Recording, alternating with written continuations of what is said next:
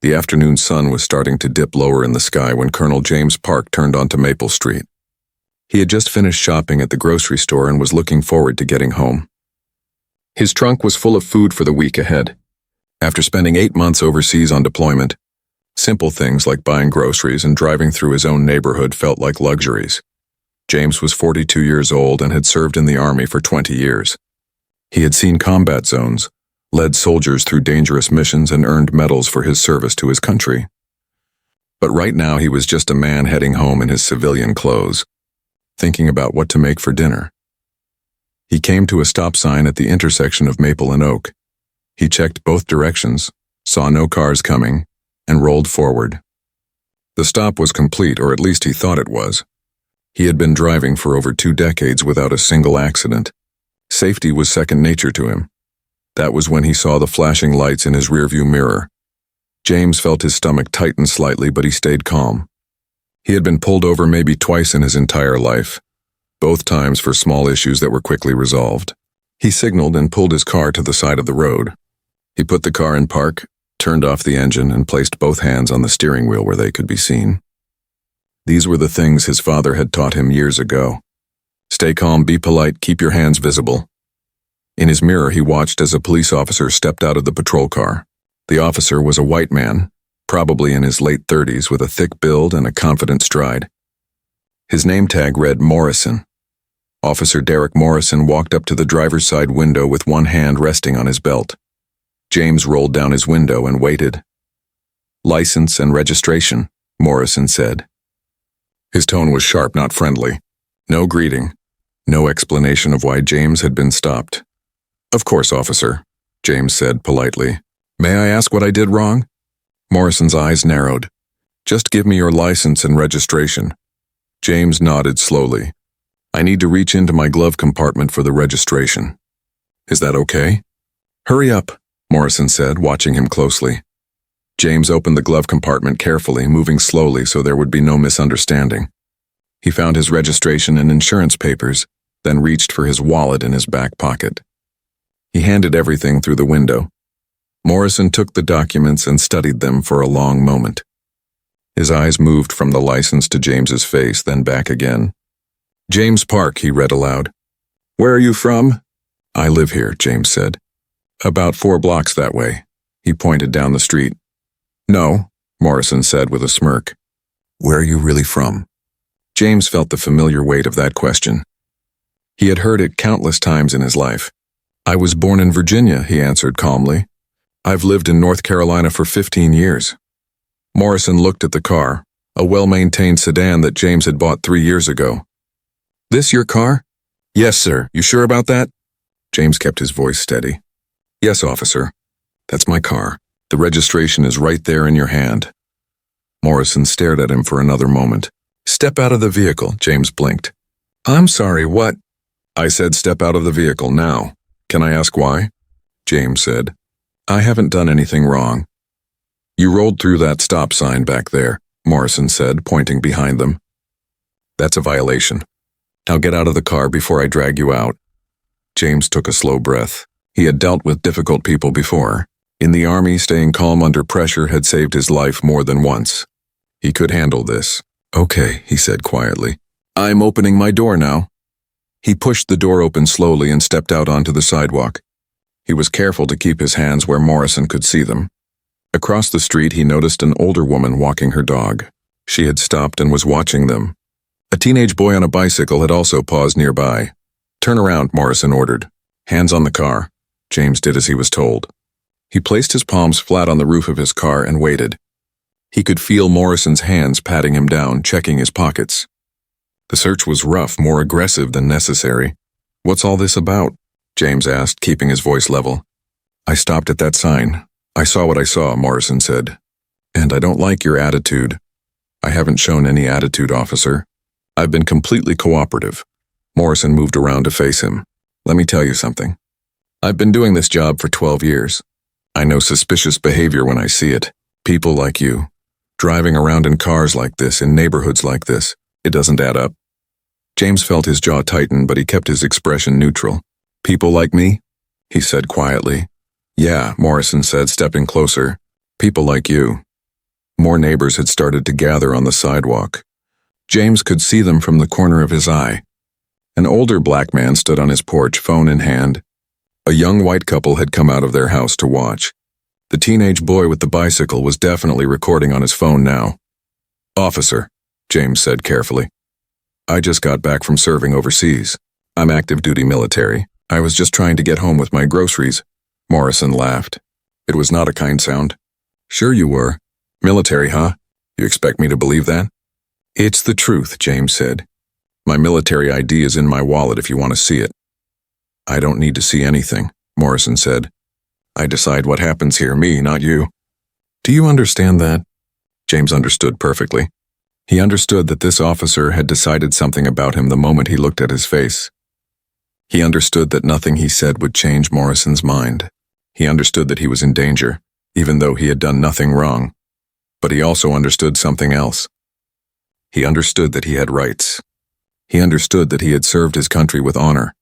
And he understood that he was not going to let this man treat him like a criminal when he had done nothing but drive home from the grocery store. "I understand," James said quietly. "But I also understand that you need probable cause to search me."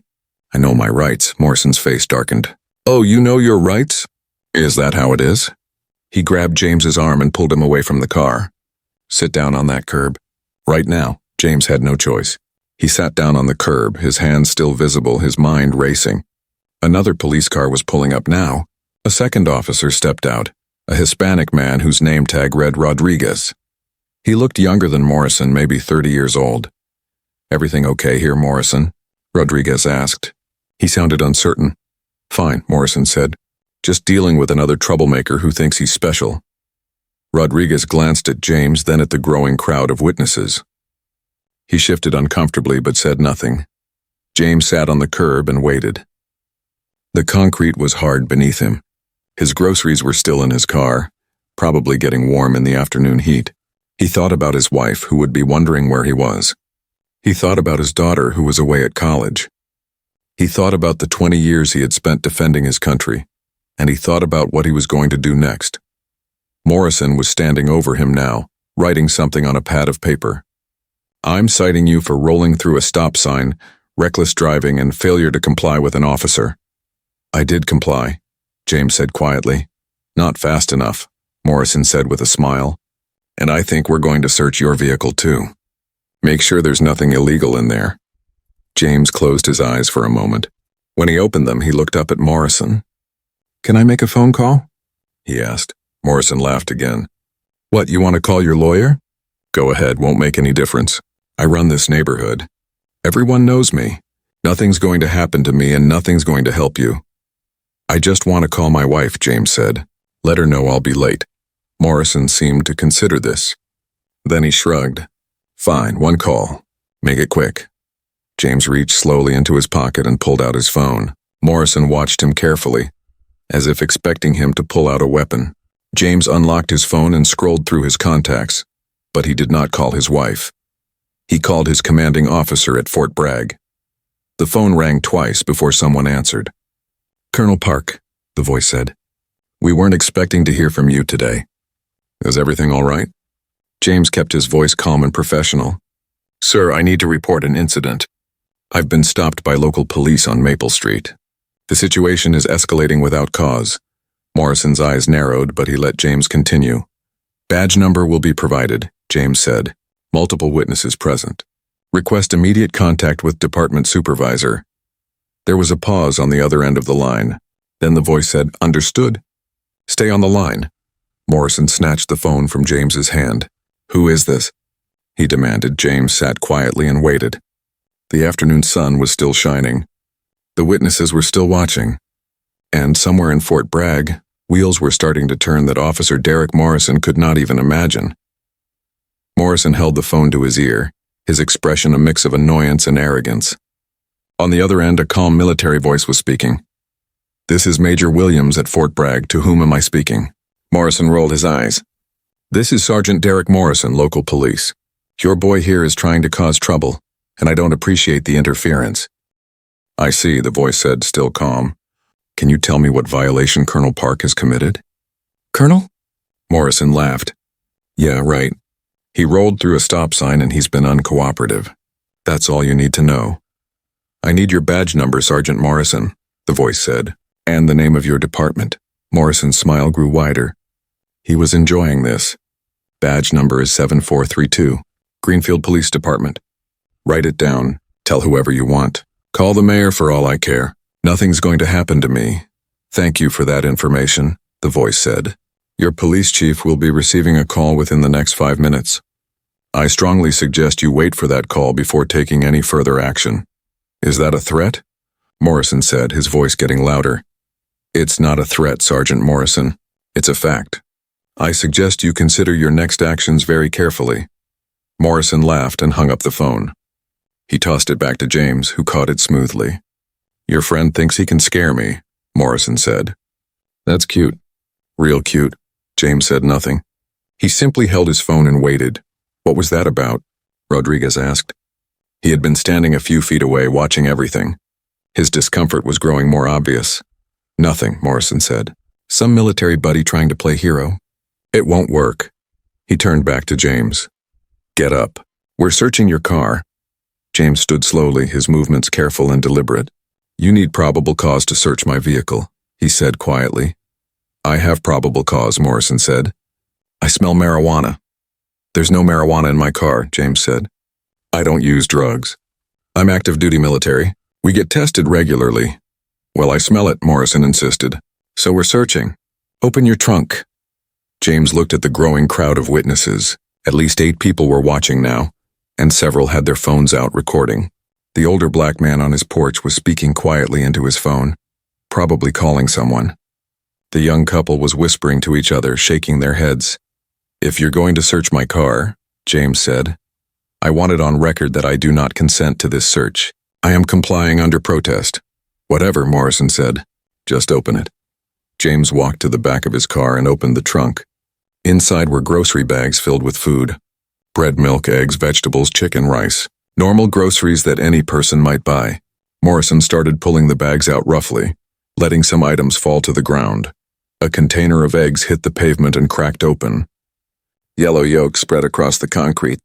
Morrison kicked one of the bags aside, spilling apples and oranges into the street. Hey, Rodriguez said, taking a step forward. Maybe you should shut up and let me do my job, Morrison snapped at his partner. Rodriguez stopped walking but did not look happy. He glanced at the witnesses again, then at James. His eyes held something that might have been an apology. Morrison continued digging through the groceries. He found nothing because there was nothing to find, just food. Just the simple groceries of a man who wanted to cook dinner in his own home. Morrison slammed the trunk shut and walked back to James. Where's your wallet? He demanded. You already have it, James said. You took it with my license. Morrison pulled the wallet out of his pocket and opened it.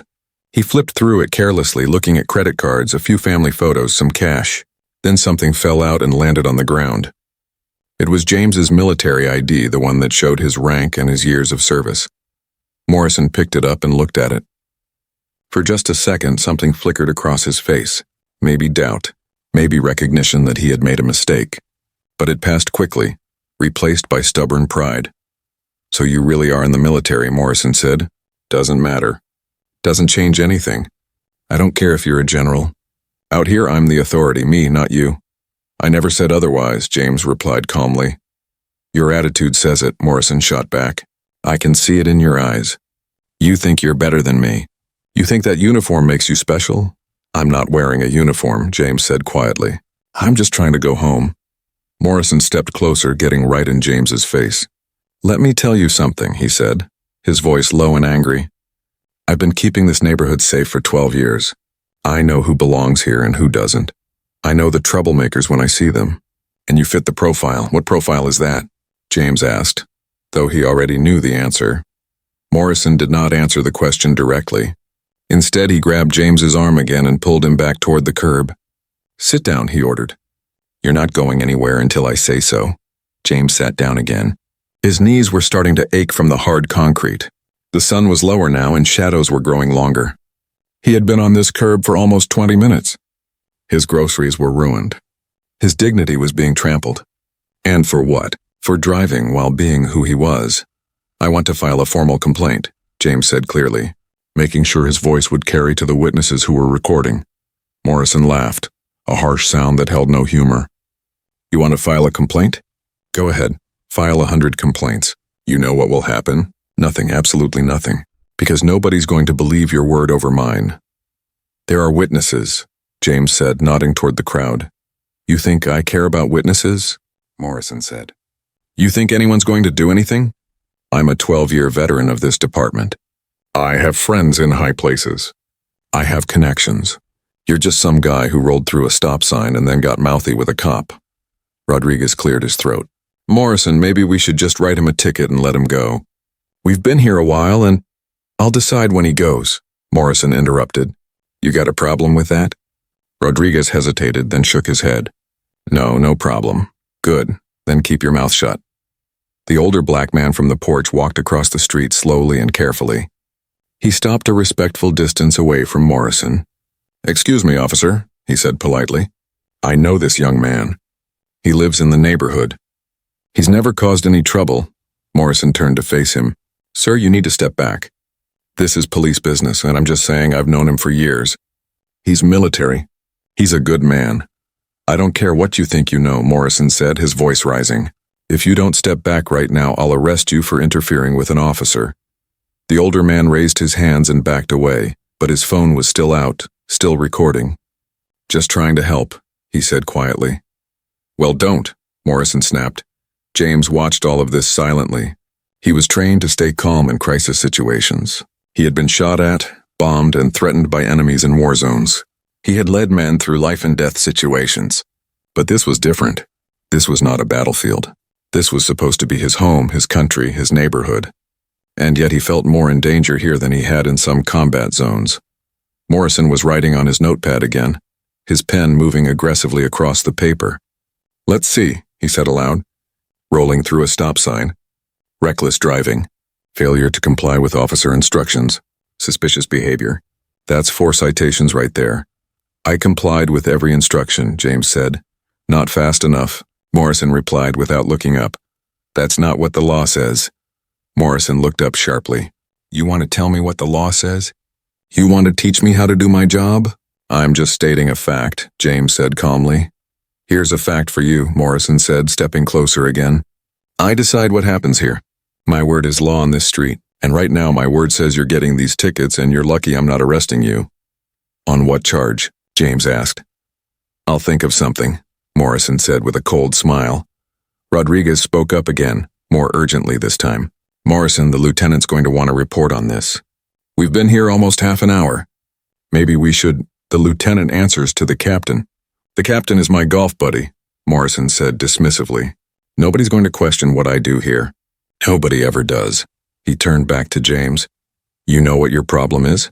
You think that military ID gives you special treatment. You think you can flash that around and people will bow down to you. Well, not here. Not on my watch. I never asked for special treatment, James said. I just want to be treated fairly. You're being treated exactly how you deserve to be treated, Morrison said. He ripped the citations off his pad and thrust them at James. Here, 4 tickets. You can contest them in court if you want. Good luck with that. Judges around here know me too. They know I don't make mistakes. James took the papers and looked at them. The citations were filled with exaggerations and outright lies. Reckless driving when he had been going the speed limit. Failure to comply when he had done everything asked of him. Suspicious behavior which was not even a real traffic violation. This is all false, James said quietly. That's your opinion, Morrison said. In court, it'll be my word against yours. And like I said, I don't lose. Morrison's radio crackled suddenly. A voice came through tense and urgent. Sergeant Morrison, this is dispatch. Chief Hansen is trying to reach you. He says it's urgent. Call him immediately. Morrison's expression flickered. Just for a moment, something like doubt crossed his face. But he pushed it away. Tell him I'm in the middle of a traffic stop. I'll call him back, he said immediately, sir. He was very clear about that. Morrison grabbed his radio. Fine. Tell him I'll call in 5 minutes. He clicked off the radio and looked at James with narrowed eyes. This some kind of trick? Did your military friend really call my chief? James said nothing. He just sat on the curb and waited. Morrison's phone rang. He pulled it out and looked at the screen. His face went slightly pale. "It's the chief," he muttered. He answered, "Chief Hansen, this is Morrison." Even from the curb, James could hear the volume of the voice on the other end. It was loud and angry. Morrison's expression changed rapidly, cycling through confusion, defensiveness, and then the first real hint of worry. "Yes, sir. I stopped someone for a traffic violation." "Standard procedure?" "No, sir, there's no problem." "What? I don't understand. Why would—" The voice on the other end got louder. Morrison pulled the phone slightly away from his ear. "Yes, sir. Colonel Park, he's right here." "No, sir, I haven't arrested him. I was just writing citations." "Sir, I don't see why—" More angry words came through the phone. Morrison's face was now noticeably pale. "Release him?" "Sir, I have citations written." "He violated multiple—" The chief's voice cut him off sharply. Morrison listened, his jaw clenched, his free hand balling into a fist. "Yes, sir," he said finally. "I understand. Right away, sir." He ended the call and stood there for a moment, staring at his phone. Then he looked at James with pure hatred in his eyes. "Get up," he said coldly. "You're free to go." James stood slowly. "What about the citations?"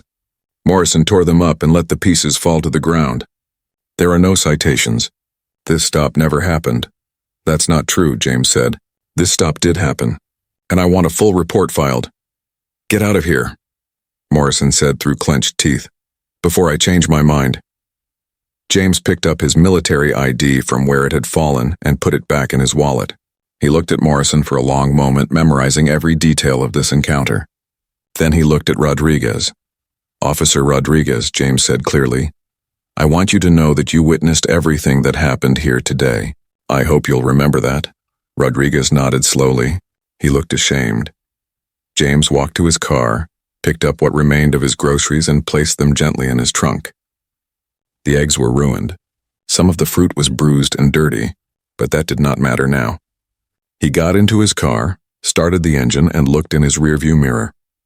Morrison was standing in the street talking on his phone again. His face was red with anger. Rodriguez stood apart from him, watching James drive away. The witnesses were still there, still recording, and somewhere in offices James could not see. Phone calls were being made that would change everything. This was not over. It was just beginning. James drove home slowly, his hands steady on the wheel despite the anger burning in his chest. The short drive felt longer than usual. He kept checking his mirrors, half expecting to see Morrison following him, looking for another excuse to pull him over. But the streets behind him were empty. When he pulled into his driveway, he sat in the car for a moment before getting out.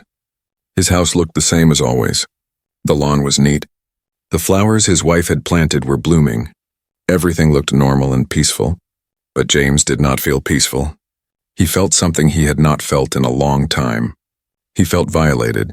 He had faced enemy soldiers who wanted to kill him. He had walked through minefields and led missions in hostile territory. But this was different. This was supposed to be home. This was supposed to be safe. He got out of the car and carried what was left of his groceries inside. His wife, Sarah, was in the kitchen when he walked in. She was a teacher at the local high school, and she had gotten home an hour earlier. She looked up with a smile that faded when she saw his face. "James, what happened?" She hurried over to him, her eyes scanning him for injuries. "I'm fine," he said quietly. He set the grocery bags on the counter. "I got pulled over." Sarah's expression shifted from concern to understanding.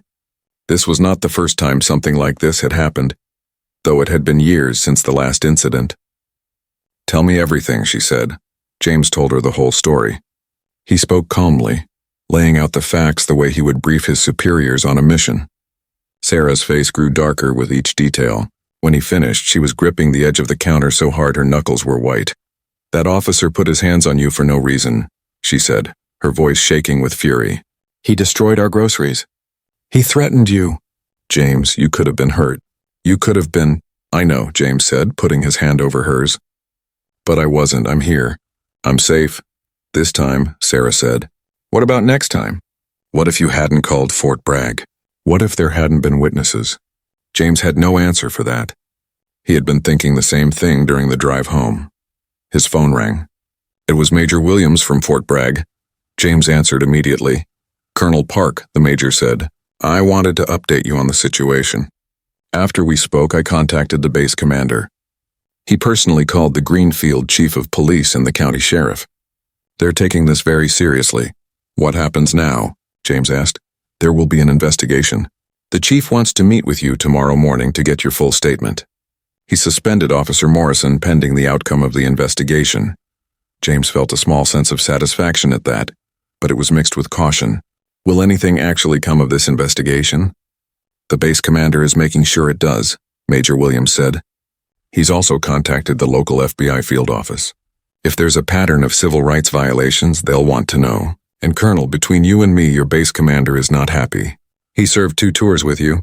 He considers you a friend. This has become personal for him. After the call ended, James sat down at the kitchen table. Sarah brought him a glass of water and sat across from him. What do you want to do? She asked. I want justice, James said. Not just for me. I keep thinking about that older man who tried to speak up. I keep thinking about all the other people Morrison has probably done this to. People who don't have a direct line to Fort Bragg. People who can't make a phone call that gets a police chief's attention. Sarah nodded. Then we fight this. The right way. Through the system. And if the system protects him, James asked. Then we find another way, Sarah said firmly. But we start with the system. Because you've spent 20 years defending this country and its laws. We have to believe those laws mean something. That evening, James's phone did not stop ringing. First, it was his commanding officer at Fort Bragg, calling to offer full support.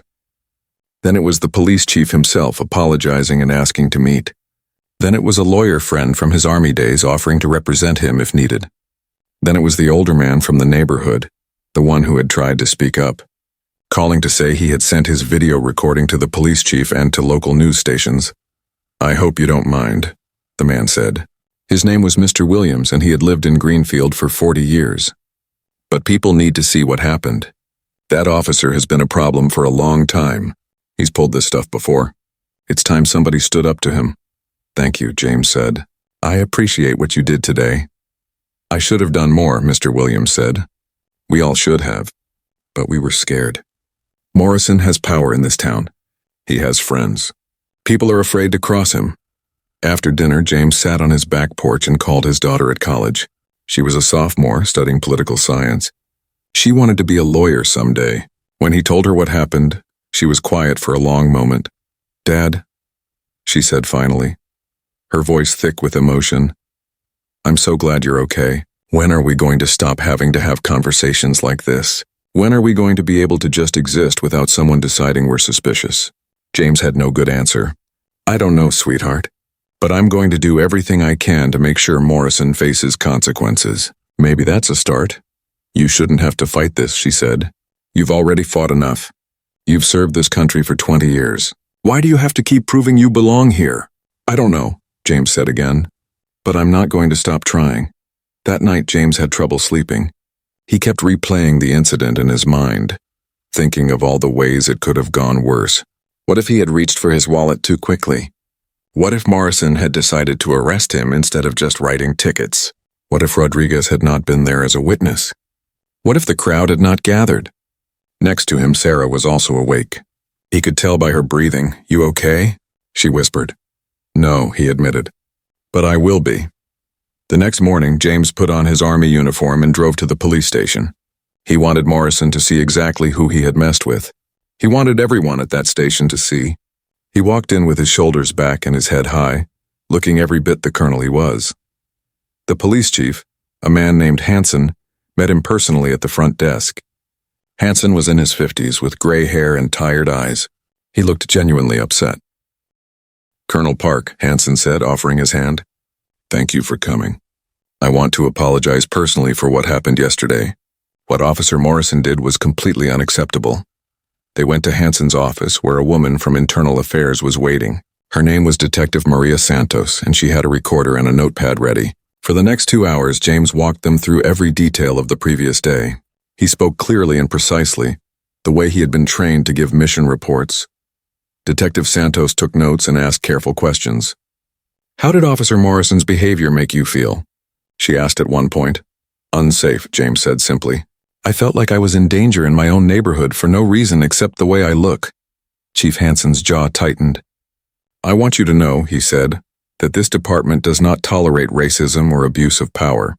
What Morrison did violates every policy we have. With respect, Chief, James said. Morrison seemed very confident that nothing would happen to him. He said he had friends. He said he always wins. That tells me this isn't the first time he's done something like this. Hansen and Santos exchanged a look. We're looking into his history, Santos said carefully.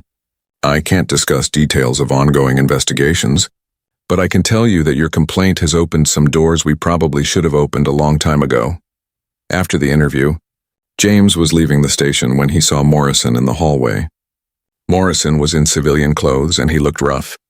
His eyes were red and his jaw was clenched. When he saw James in uniform, something flickered across his face. Anger, resentment, fear. They passed each other without speaking, but James made sure to meet Morrison's eyes. He wanted Morrison to understand that this was not going away, that there would be consequences. Outside the station, James found a small group of reporters waiting. Word had spread fast. Mr. Williams's video had been shared on social media and picked up by local news. Now everyone wanted the story.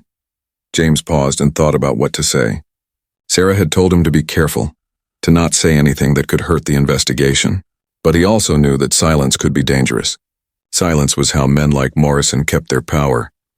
I'm Colonel James Park, he said to the cameras. Yesterday I was stopped by Officer Derek Morrison while driving home from the grocery store. What should have been a simple traffic stop turned into harassment and intimidation. I was treated like a criminal for no reason other than the color of my skin. He spoke for 5 minutes, choosing his words carefully.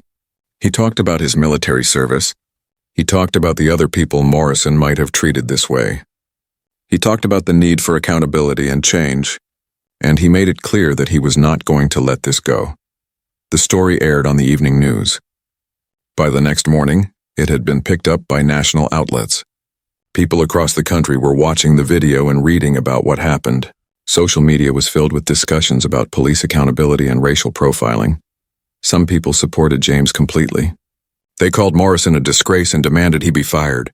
Others defended Morrison, saying he was just doing his job and that James was making it about race when it was not. The comment sections were brutal, filled with arguments and accusations. James tried not to read too many of the comments, but it was hard to look away. Sarah finally made him put his phone down. Let the investigation do its work, she said. You've told your story. You've done your part. Now let the system respond. But the system was already responding, and not just in Greenfield. At Fort Bragg, the base commander had made calls to the Department of Defense.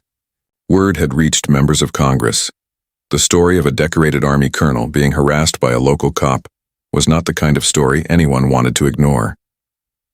3 days after the incident, James received a call from a lawyer with the FBI.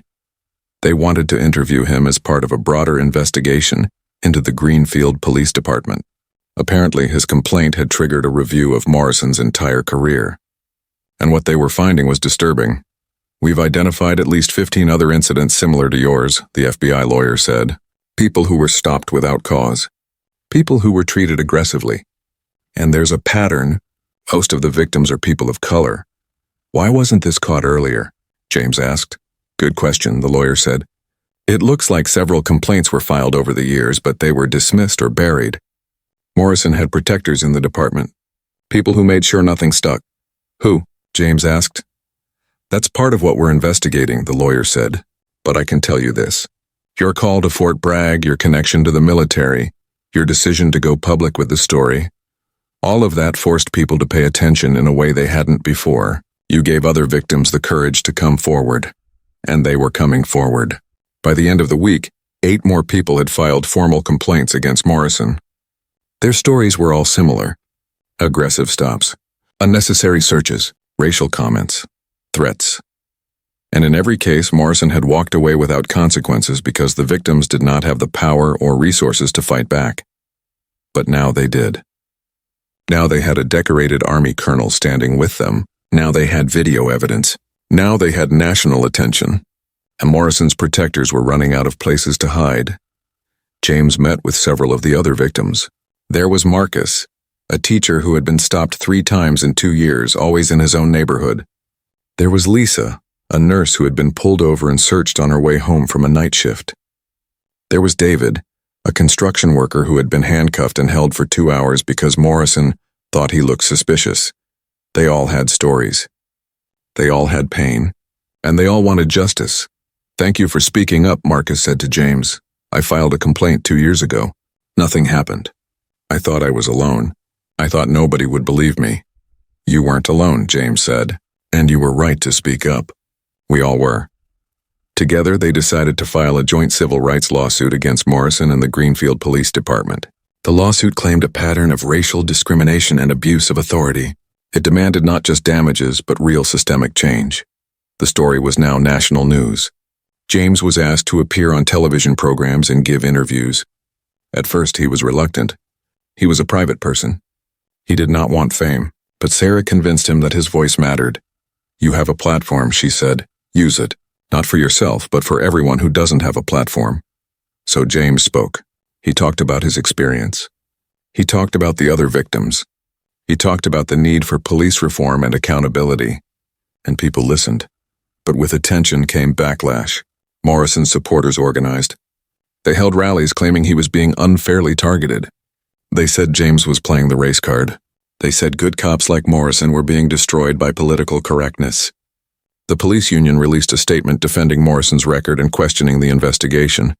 James received hate mail, angry messages on social media, even a few threats.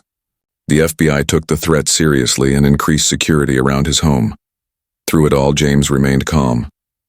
He had faced worse in war zones. He knew how to keep his composure under pressure, but it wore on him. Some nights he lay awake wondering if it was worth it, wondering if anything would really change. Then he would remember Morrison's face when he said, "I run this neighborhood. Nothing will happen to me." And James knew he had to keep fighting. 2 weeks after the incident, the FBI investigation was in full swing. Detective Santos from Internal Affairs had joined forces with federal investigators, and what they uncovered shocked even the most cynical observers.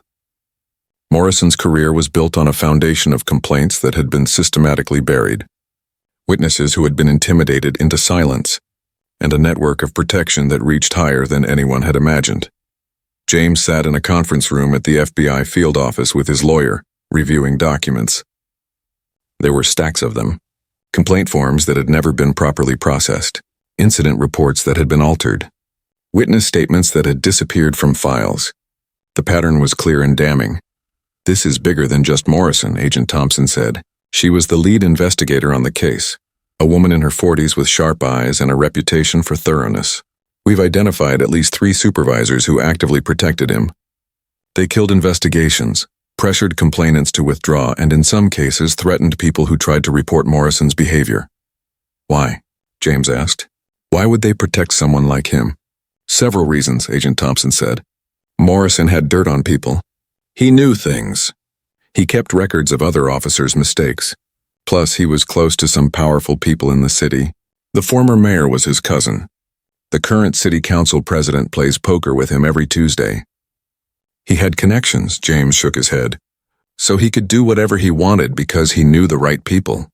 "Exactly," Agent Thompson said, until he messed with someone who had connections of their own. Someone who couldn't be intimidated or ignored. The investigation expanded to include Morrison's patrol partner, Rodriguez. Unlike Morrison, Rodriguez cooperated fully. He provided detailed testimony about what he had witnessed over the 3 years he had worked with Morrison. James met with Rodriguez in a neutral location, a coffee shop chosen by the FBI. Rodriguez looked tired and nervous. He was younger than James had thought, only 28 years old. This was his first job in law enforcement. "I want to apologize," Rodriguez said before James could speak. "I should have stopped him that day. I should have spoken up long before that day. I knew what he was doing was wrong, but I was afraid." "Afraid of what?" James asked. "Afraid of losing my job," Rodriguez admitted. "Afraid of being labeled a rat? Afraid of being shut out by the other officers? Morrison made it clear from my first day that if I didn't back him up, my career was over. He said the department takes care of its own, and if I wasn't with him, I was against everyone." "So you watched him harass innocent people," James said. There was no anger in his voice, just a statement of fact. Rodriguez looked down at his coffee. "Yes, and I hate myself for it. Every day I hate myself for it. But that day with you, something changed. When I saw him treating you that way, a decorated colonel, a man who served this country, I realized that nobody was safe from him. If he could do that to you, he could do it to anyone. And I couldn't be part of it anymore. What made you decide to cooperate with the investigation? James asked. I saw the video, Rodriguez said. The one Mr. Williams posted online. I watched it and I saw myself standing there doing nothing. And I thought about my own father. He's Mexican. He immigrated here 30 years ago. He worked hard his whole life to give me opportunities. He was so proud when I became a police officer. But if he saw that video, if he saw me standing there while Morrison treated you that way, what would he think of me? Rodriguez's eyes were wet now. I can't change what I did, but I can tell the truth now. I've given the FBI everything. Every incident I witnessed. Every time Morrison crossed the line. Every time supervisors told me to forget what I saw. All of it. That took courage, James said quietly. No, Rodriguez said, shaking his head. Courage would have been stopping him the first time. This is just me trying to live with myself. Rodriguez's testimony was devastating for Morrison's defense. He described at least 20 incidents where Morrison had used excessive force or engaged in clear racial profiling. He named the supervisors who had covered for Morrison. He provided dates, times, and details that corroborated the complaints from other victims. The police union tried to discredit Rodriguez, calling him a traitor and claiming he was lying to save his own career. But his testimony was backed up by dashboard camera footage that he had secretly preserved. Morrison had thought those recordings were erased, but Rodriguez had made copies and kept them safe, perhaps knowing that one day he might need evidence to protect himself. Meanwhile, more victims continued to come forward. The total was now at 23 people who had filed formal complaints. Their stories painted a picture of a police officer who saw his badge as a license to intimidate and harass anyone he deemed unworthy of respect. James met with many of these victims. Their stories broke his heart. There was an elderly Korean woman who had been stopped while walking to church. Morrison had accused her of being in the country illegally, even though she had been a citizen for 40 years. She spoke limited English, and Morrison had mocked her accent and threatened to have her deported. There was a black teenager named Deshaun who had been stopped while riding his bike to his after-school job. Morrison had thrown him against a wall and searched him, finding nothing but school books and a work uniform. The boy's mother had tried to complain, but she was told that Morrison was investigating reports of burglaries in the area and had every right to stop suspicious individuals. Deshaun was 16 years old, a straight-A student, and had never been in trouble in his life. There was a Latino man named Carlos who owned a landscaping business. Morrison had pulled him over 6 times in 1 year, always asking to see proof that he owned his truck and equipment. Each time, Carlos showed his business license and registration. Each time, Morrison found some minor reason to give him a ticket or a warning. Carlos eventually sold his business and moved to another county because he was afraid to drive through Greenfield. Each story made James more determined to see this through. This was not just about him anymore. It was about all of them. It was about making sure that no one else would have to go through what they had gone through.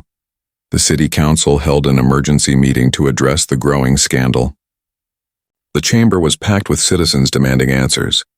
James attended, sitting in the front row in his uniform. When the public comment period opened, he was the first to speak. "My name is Colonel James Park," he said, standing at the microphone. 2 weeks ago, I was stopped by Officer Derek Morrison while driving home from the grocery store. What happened to me has happened to dozens of other people in this community. We have been harassed, intimidated, and treated like criminals because of the color of our skin. He paused, looking at each council member. But this is not just about one bad police officer. This is about a system that protected him for 12 years. This is about supervisors who ignored complaints. This is about officials who looked the other way because it was easier than standing up for what was right. The council chamber erupted in applause. Several council members looked uncomfortable. The council president, the one who played poker with Morrison, was visibly angry. "We demand accountability," James continued. "We demand that Officer Morrison be fired and face criminal charges. We demand that the supervisors who protected him be held responsible. And we demand real reform so this never happens again." More applause filled the chamber. People stood, some crying, some shouting in agreement. James returned to his seat, his heart pounding. He was not used to public speaking like this. In the military, he gave orders in briefings, not speeches. But this felt important. This felt necessary. After the meeting, James was surrounded by people thanking him. Mr. Williams, the elderly man who had first recorded the incident, grabbed his hand. "You gave us our voice back," he said. "Thank you." That night, the city council voted to place Police Chief Hansen on administrative leave, pending a review of how complaints against Morrison had been handled. They also voted to bring in an independent consultant to review the entire police department's policies and procedures. It was a start, but James knew it was not enough. Morrison was still only suspended, not fired. He was still collecting his salary, and he was still free, not facing any criminal charges yet. The pressure continued to build. National civil rights organizations took interest in the case. The ACLU offered legal support. Local religious leaders organized a rally in support of the victims. The rally drew over 3,000 people, a huge number for a town the size of Greenfield. James spoke at the rally, standing on a stage in the town square. He looked out at the crowd and saw people of all races and backgrounds. He saw neighbors who had never spoken up before finding their courage. He saw young people who wanted a better future. He saw hope. Change is possible, he told the crowd, but only if we demand it. Only if we stand together. Only if we refuse to accept that this is just the way things are. The crowd cheered. Signs waved in the air. Justice for Colonel Park. End police brutality. Black Lives Matter. Hold Morrison accountable. But not everyone was cheering. Across the street, a smaller group had gathered to counter-protest. They held signs supporting Morrison. Back the blue. Morrison is innocent. Stop the witch hunt. Some shouted insults at the rally attendees. James watched them, understanding their perspective even if he disagreed with it. They saw Morrison as a symbol of law and order. They saw the investigation as an attack on all police officers. They believed that people like James were just trying to get attention or make trouble. He knew he could not change their minds, not all of them. But he hoped that some might listen. Some might look at the evidence and realize that supporting police did not mean supporting police who broke the law. After the rally, James received word that the district attorney was convening a grand jury to consider criminal charges against Morrison. The charges being considered included assault, false imprisonment, violating civil rights, and official misconduct. If convicted, Morrison could face years in prison and would never work in law enforcement again. Morrison's lawyer held a press conference claiming his client was the victim of a political witch hunt. "Officer Morrison has dedicated 12 years to keeping this community safe," the lawyer said. "He has made difficult decisions in difficult situations. He has never been found guilty of any wrongdoing. This rush to judgment is unfair and politically motivated." But the evidence was overwhelming. The FBI had built a case that was nearly impossible to defend against. Video evidence, testimony from victims, testimony from Rodriguez, records of complaints that had been buried, proof of a pattern of behavior that stretched back years. The grand jury met for 3 days. James was called to testify, as were several other victims. He told his story again, clearly and calmly, walking them through every detail.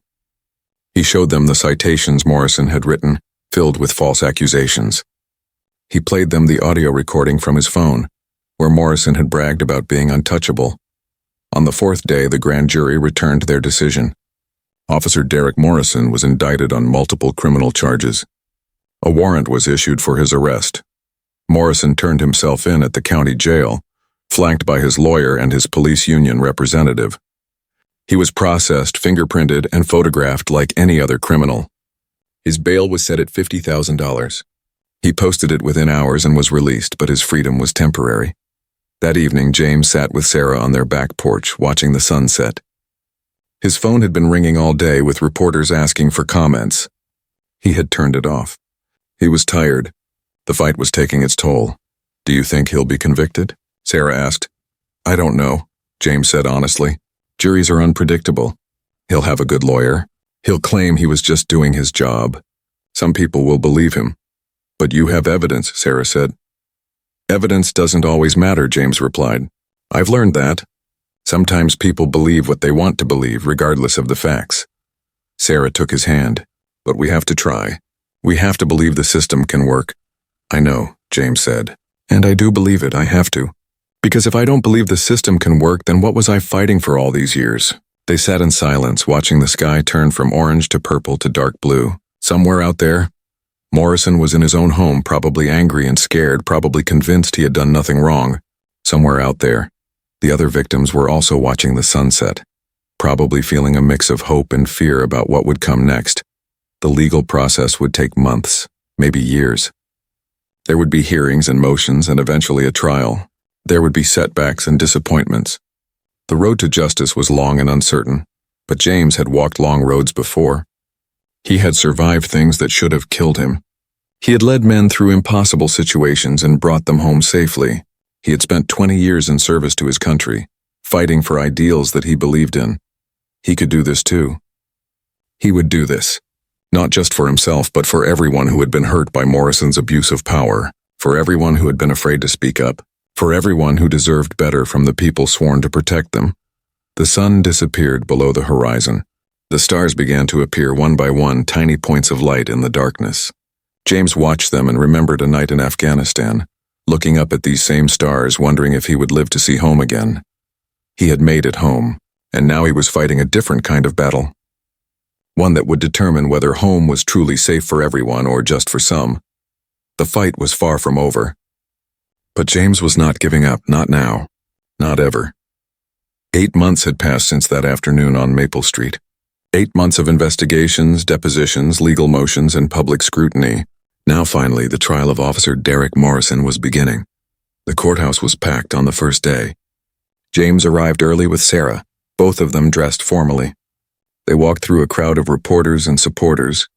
Some people reached out to touch James's shoulder or shake his hand. Others held signs supporting him. A smaller group on the other side held signs supporting Morrison, shouting about how good cops were being destroyed.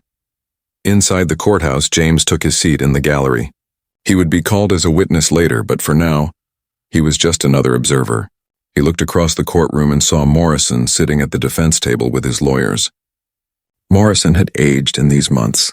His face was thinner with dark circles under his eyes. He wore a suit instead of his uniform. He looked smaller somehow, less intimidating than he had that day on the street. Their eyes met for a brief moment. James saw no remorse there, only resentment. The prosecution team was led by Assistant District Attorney Jennifer Chen, a woman with a reputation for being thorough and relentless. She had built her career on fighting corruption and abuse of power. She had told James privately that this case mattered to her personally. Her own father had been harassed by police when he first immigrated from Taiwan. She understood what it felt like to be seen as suspicious for no reason except your appearance. Jury selection took 3 days. Both sides questioned potential jurors carefully, trying to find people who could be fair and impartial. The final jury was a mix of ages, races, and backgrounds. 7 women, 5 men. Some looked at Morrison with suspicion. Others looked at him with sympathy. James knew the verdict could go either way. In her opening statement, Ada Chen laid out the prosecution's case clearly. "This is a case about abuse of power," she told the jury. For 12 years, Derek Morrison wore a police badge. For 12 years, he used that badge not to protect and serve, but to intimidate and harass innocent people. The evidence will show that Officer Morrison engaged in a pattern of racial profiling, false arrests, and civil rights violations. The evidence will show that when he stopped Colonel James Park on the afternoon of June 15th, he was not doing his job. He was abusing his authority. She walked them through what happened that day using the video footage from witnesses' phones.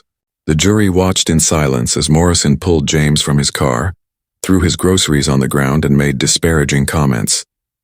They heard Morrison's voice saying, "I run this neighborhood. Nothing will happen to me." Morrison's defense attorney, a man named Robert Keller, took a different approach. "Officer Morrison is not perfect," he admitted in his opening statement. "But he is not a criminal. He is a man who dedicated 12 years to keeping a community safe. He made thousands of traffic stops. He responded to hundreds of calls. He arrested real criminals and prevented real crimes. Was he aggressive sometimes? Yes. Was he rough around the edges? Yes, but that does not make him a racist. That does not make him a criminal." Keller argued that Morrison had legitimate reasons for stopping James. The stop sign violation was real, he claimed. Officer Morrison observed what he believed to be a traffic violation and acted accordingly. What happened after that was a series of misunderstandings and poor communication, not a civil rights violation. The first week of trial focused on establishing the facts of what happened that day.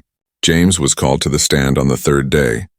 He had been preparing for this moment for months, rehearsing with the prosecutors, practicing staying calm under cross-examination. But now that it was happening, his heart was pounding. He placed his hand on the Bible and swore to tell the truth. Then he sat in the witness chair and looked at the jury. These 12 people would decide whether Morrison faced justice or walked free. ADHN guided him through his testimony. James spoke clearly, describing every detail of the traffic stop. He explained how he had complied with every order. He described Morrison's aggressive behavior and racist comments.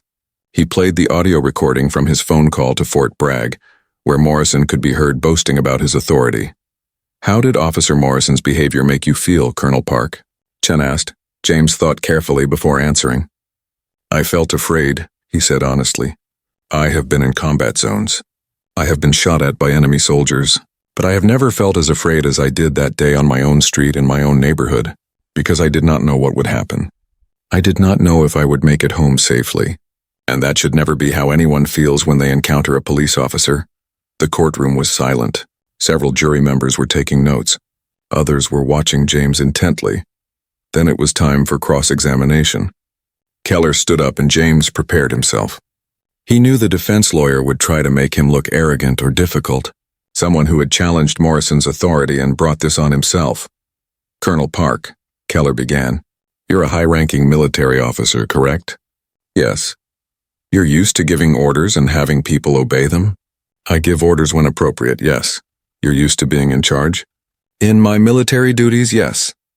"So when Officer Morrison gave you orders during the traffic stop, did you resent that? Did you resent being told what to do by someone of lower rank than yourself?" James kept his voice calm. "Officer Morrison is not in my chain of command. Military rank does not apply to civilian police officers, and I complied with every order he gave me. I was polite and cooperative throughout the entire encounter." "You called your commanding officer to complain about Officer Morrison while the stop was still happening," Keller said. "Doesn't that suggest you were trying to use your military status to avoid consequences?" "No," James said firmly. "I called because Officer Morrison's behavior was escalating without justification. I called because I feared for my safety, and I called because I wanted someone in authority to know what was happening, in case something worse occurred."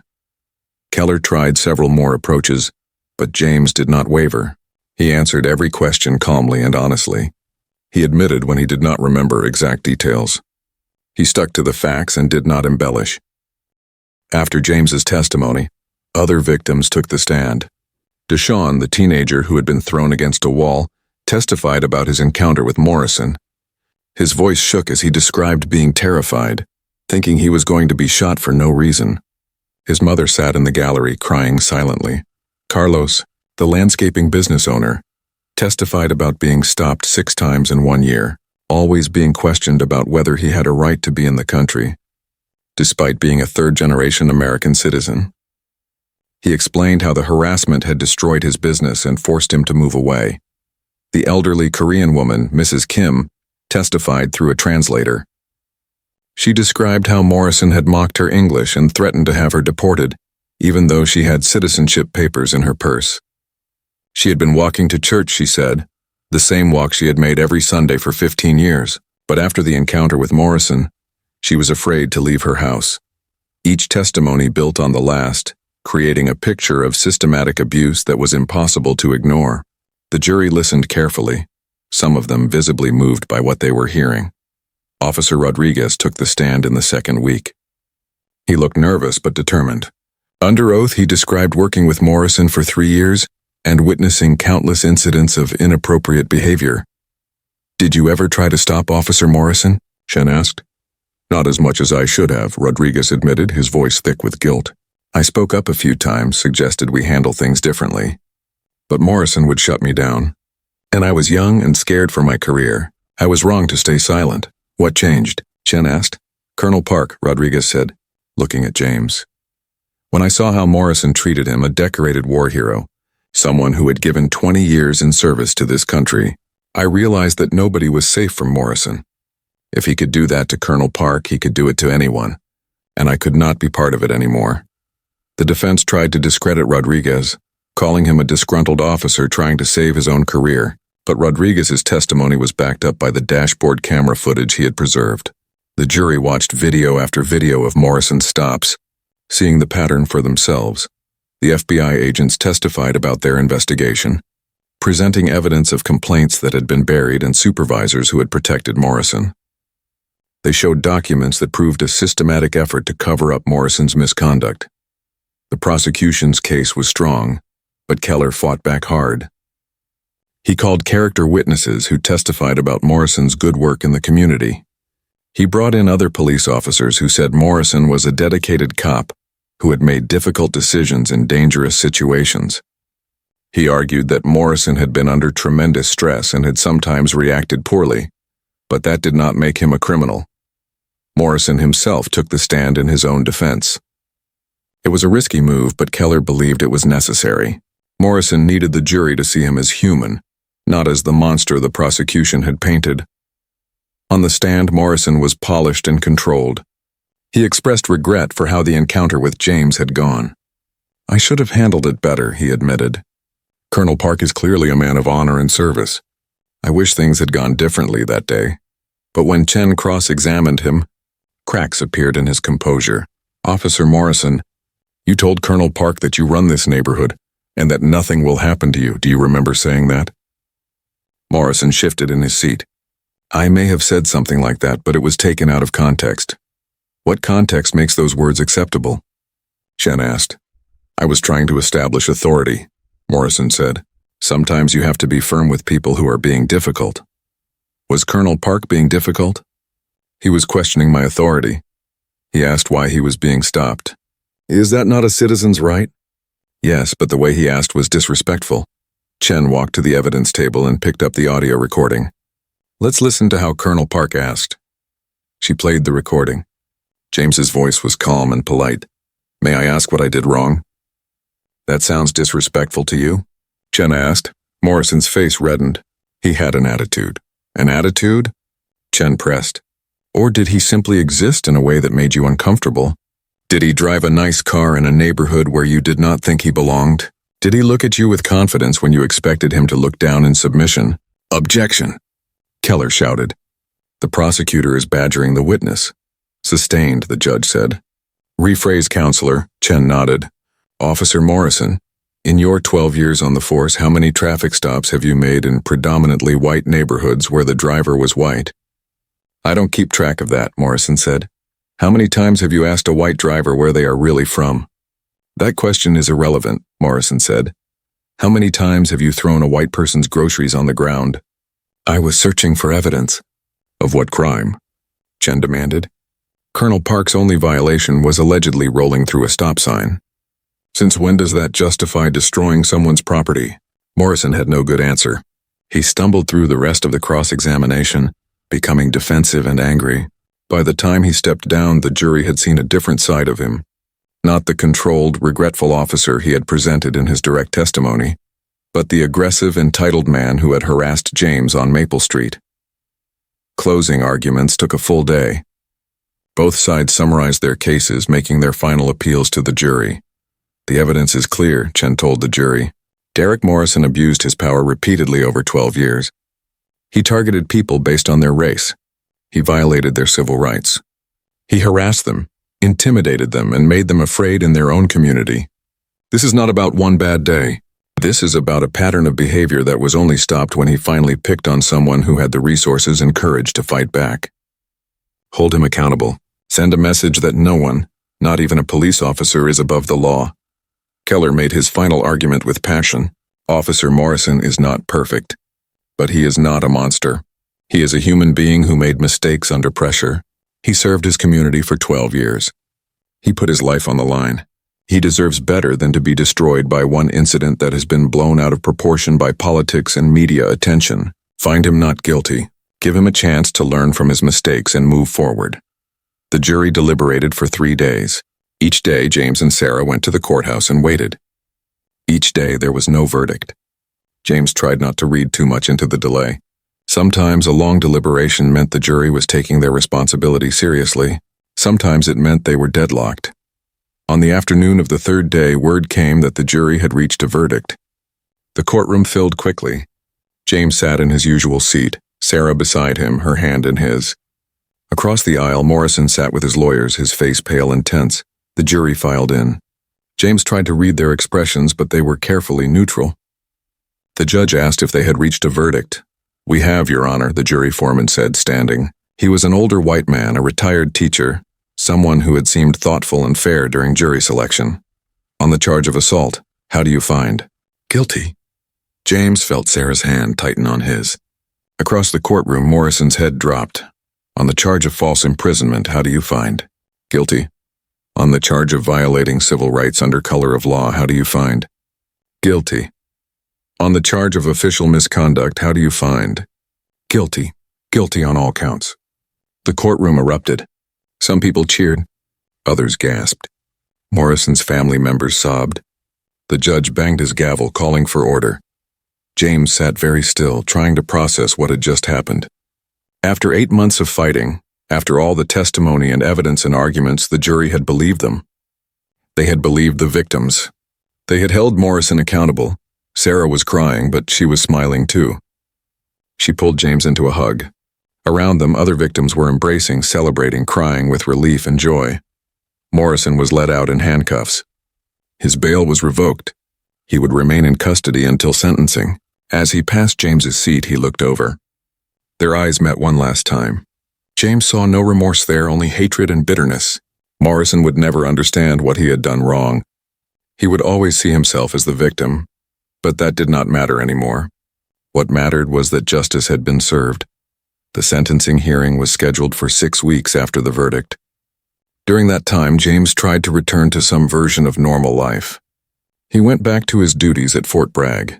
He had dinner with Sarah. He called his daughter at college. He tried to focus on the future rather than dwelling on the past. But the case was not over yet. The civil lawsuit against Morrison and the Greenfield Police Department was still pending. The FBI investigation had expanded to include several of Morrison's supervisors, and the city was negotiating a consent decree with the Department of Justice that would require major reforms to the police department. On the day of sentencing, the courtroom was once again packed. Judge Patricia Richardson, who had presided over the trial, took her seat at the bench. She was a black woman in her 60s who had been a judge for 20 years. She had a reputation for being fair but tough, especially on those who abused positions of power. Before announcing the sentence, she allowed victims to make impact statements. James was the first to speak. He walked to the podium, placed his prepared statement in front of him, and looked at Morrison, who sat at the defense table in an orange jail jumpsuit. "Your Honor," James began, "8 months ago I was stopped by Officer Morrison while driving home from the grocery store. What should have been a simple traffic stop turned into one of the most frightening experiences of my life. And I have been to war. I have been in combat. But I have never felt as powerless and afraid as I did that day." He paused, gathering his thoughts. Officer Morrison did not just violate my civil rights. He violated my sense of safety in my own community. He made me question whether I belong in the neighborhood where I have lived for 15 years. He made me afraid to drive my own car on my own streets. That fear, that sense of violation, those are wounds that take time to heal. James looked at the judge. "But this case is not just about me. It is about every person Officer Morrison harassed over 12 years. It is about the teenager who was thrown against a wall for riding his bike. It is about the elderly woman who was mocked for her accent on her way to church. It is about the business owner who was driven out of this city by constant harassment. It is about all the people who did not have the resources or courage to fight back." He took a deep breath. "I ask that you impose a sentence that reflects the seriousness of these crimes, not just for punishment, but to send a message that no one is above the law, that a badge is not a license to abuse power, that victims deserve justice no matter who they are or who hurt them." James returned to his seat. Sarah squeezed his hand. One by one, other victims came forward to tell their stories. Deshaun, now 17, spoke about how Morrison's attack had given him nightmares and made him afraid of all police officers. Mrs. Kim spoke through her translator about how she no longer felt safe in the country she had called home for 40 years. Carlos talked about losing his business and having to start over in a new city. Each statement added weight to the mountain of harm Morrison had caused. By the time the last victim finished speaking, several jury members from the trial, who had returned to watch the sentencing, were in tears. Morrison's lawyer asked for leniency, arguing that his client had already lost his career, his reputation, and his freedom. Morrison's wife spoke, describing how their family had been destroyed by the conviction.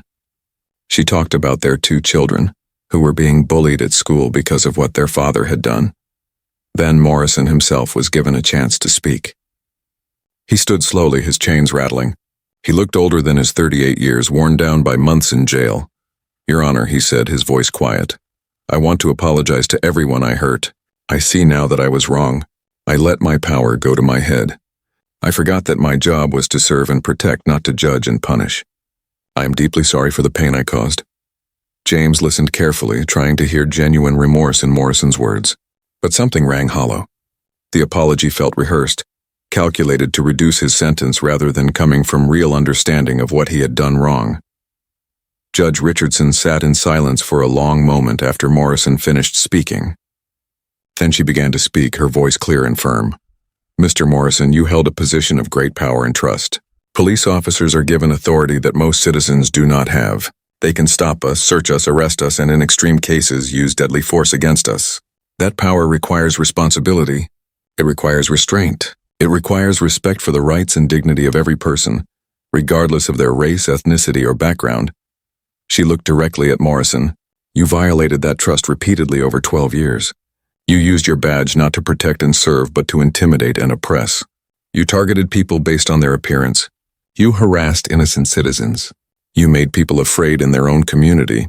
And when complaints were filed against you, you used your connections to make them disappear." The judge picked up a document from her desk. "I have read every victim impact statement. I have reviewed all the evidence from your trial. I have considered the arguments for leniency, but I have also considered the scope and duration of your misconduct. This was not one mistake. This was a pattern of behavior that stretched across more than a decade and affected dozens of people." She announced the sentence. "On the charge of assault, I sentence you to 2 years in prison. On the charge of false imprisonment, I sentence you to 18 months to run concurrently. On the charges of civil rights violations and official misconduct, I sentence you to 3 years in prison to run consecutively." James did quick math in his head. 5 years total. Morrison would serve at least 4 years with good behavior. "Additionally," the judge continued, "you are permanently barred from any position in law enforcement in any jurisdiction.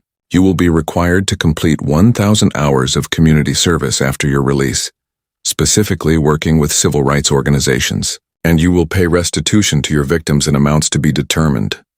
Morrison's face crumbled. His wife sobbed loudly. His lawyer placed a hand on his shoulder, but James felt only a sense of relief. Justice had been served. It would not undo the harm Morrison had caused, but it was a start. Outside the courthouse, James was surrounded by reporters and supporters.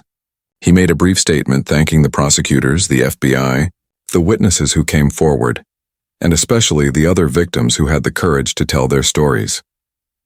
"This verdict is not just about holding one bad officer accountable," he said. "It is about changing a system that protected him for too long. It is about making sure that every person in every community feels safe when they encounter police.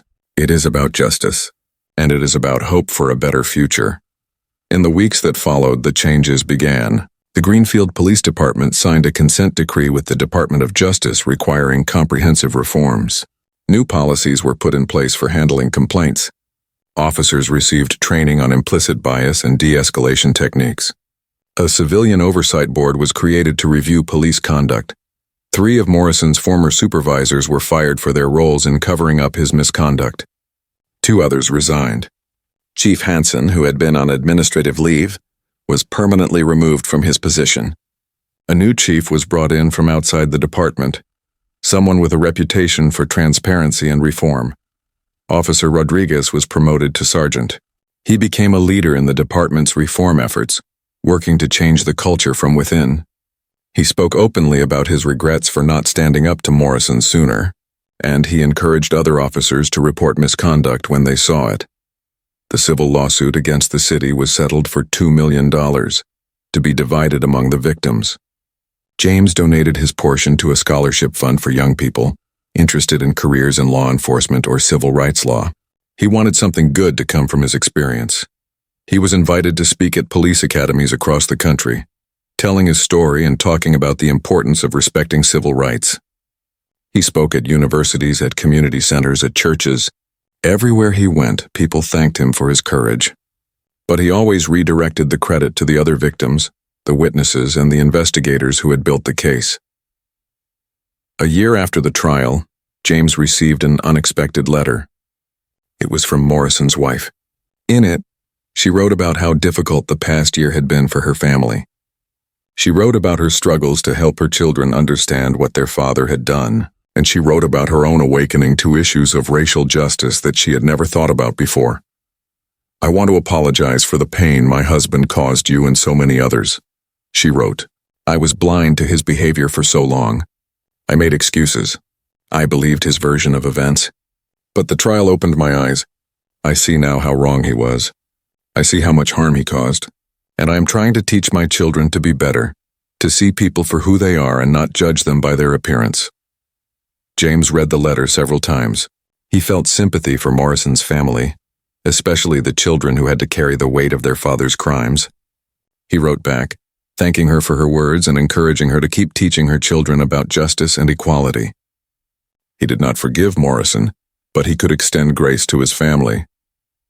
2 years after the incident on Maple Street, James retired from the Army after completing his 20-year career. He had considered staying longer, but the events in Greenfield had changed him. He wanted to focus his energy on a different kind of service. He started a nonprofit organization called Bridge Home, dedicated to improving police-community relations. The organization brought together law enforcement officers, community members, and civil rights advocates for dialogue and training. It provided resources for victims of police misconduct, and it worked with departments across the country to implement reforms. Deshawn, the teenager who had been one of Morrison's victims, joined the organization as a youth coordinator after graduating from high school. He spoke at events about his experience and what real police reform looked like from a young person's perspective. He was accepted to college on a full scholarship, planning to study criminal justice. Mrs. Kim, the elderly Korean woman, became more active in her community. She joined the Civilian Oversight Board for the police department, bringing a perspective that had been missing for too long. Despite her limited English, her voice was powerful, and her presence made a difference. Carlos, the landscaping business owner, returned to Greenfield and reopened his business. He said he wanted to prove that Morrison had not won, that he had not been driven away permanently. His business thrived, and he became an advocate for immigrant rights and police accountability. Officer Rodriguez left the Greenfield Police Department after 3 years. He moved to a larger city where he was hired as a training officer, specifically focused on teaching new recruits about constitutional policing and community relations. He stayed in touch with James, and they occasionally spoke at events together, representing both sides of the police community divide and showing that change was possible. Morrison served 4 years in prison.